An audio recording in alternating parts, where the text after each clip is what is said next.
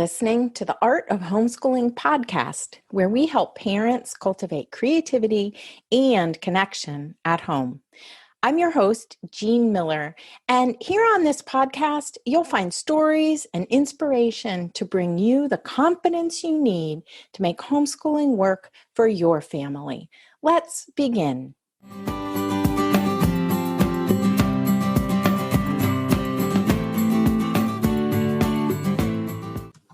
Do you wonder how homeschooling lessons begin to shift as children move up in the grades? Well, listen up, dear homeschooling friends. Today on the podcast, I'm excited to share with you my insights about homeschooling fourth grade. This episode is part of a series where we're diving deep into each grade with a profile of the age and stage of that grade. We already have available episodes on kindergarten, first grade, second grade, and third grade.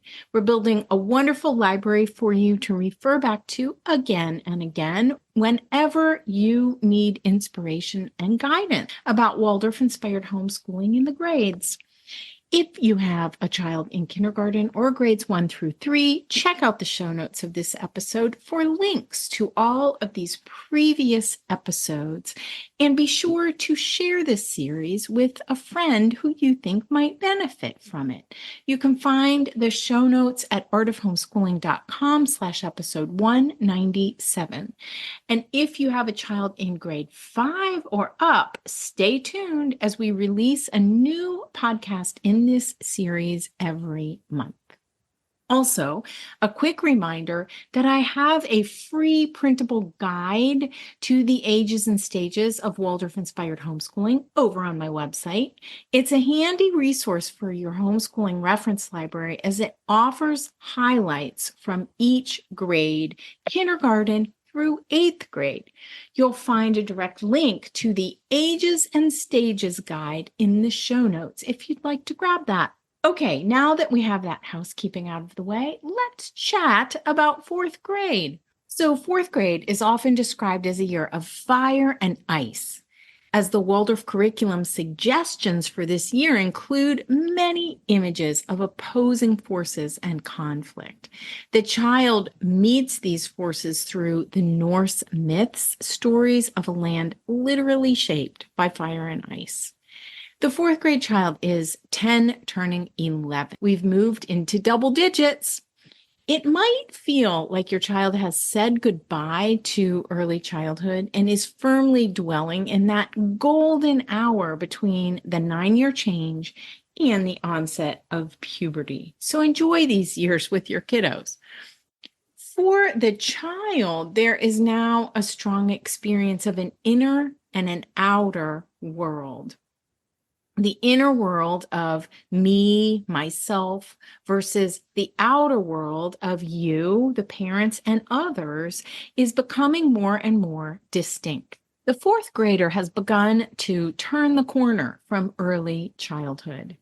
Having resolved and made peace with this sense of separation from the world, they become full of energy and eager to learn in some detail about their surroundings. With a good sense of themselves, they begin to develop more personal responsibility. They're also developing a new interest in the world around them as they become more observant and aware. The 4th grader is ready to take in the details of their surroundings and begin to organize their thoughts about the world. To meet the child where they are, the 4th grade curriculum provides them with many expressions of conflict and confrontation, meeting both their curious and mischievous inclinations. The curriculum helps children understand that as human beings, we have special gifts and we can make choices about how we use those gifts. Here are some highlights of a holistic 4th grade curriculum. Inspiring stories from northern lands, such as Norse myths or ancient stories which explore themes of conflict and confrontation, mischievousness, and strength. Exploring gifts of the animal kingdom through zoology. organizing the world through fractions and mathematical patterns, and discovering local geography and a sense of place. The fourth grader is finding their place in the world. When my oldest was this age, I remember the year being full of so many aha moments. I could just see the light bulbs going off in his head.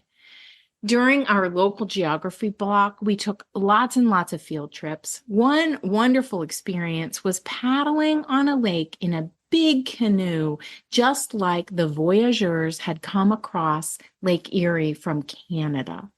My son was amazed when he gazed across the enormous Lake Erie, the Great Lake, that really looks more like an ocean because most days you can't even see the other side. His eyes got really big as he realized that early settlers had paddled canoes like the one we experienced all the way across this great lake. Oh, to see the world through the eyes of a 10-year-old. Now, just a quick note here to remind you that your role as the parent teacher is changing as well. As our children grow, we begin to gradually turn more and more responsibility over to them. So I encourage you to start to think about how you might do that in some really small ways, because gradual is the operative word here. We're still partnering with our children on the learning journey, but we want to begin thinking about what learning independence looks like so that we can begin to move in that direction and get there by the time they're in high school. Lots of time here. But you might start by assigning a book for them to read independently related to one of your blocks, your main lesson blocks this year. Or ask them to complete some of their lessons on their own. Because remember, it is their learning journey. Now, for what's in the fourth grade basket. In thinking about what we want to have on hand at this stage, keep those colored pencils and other supplies you may already have around, like chalkboards, dry erase boards, large and small, for writing practice that's expanding into paragraphs and even longer. Blank books, main lesson books, or blank drawing paper and a folder or a binder for recording the learning. Also, math practice books and perhaps a fraction tiles board. I'll put a link to one in the show notes. And keep in mind that you can make a fraction tiles, something like a fraction tiles board with just colored construction paper.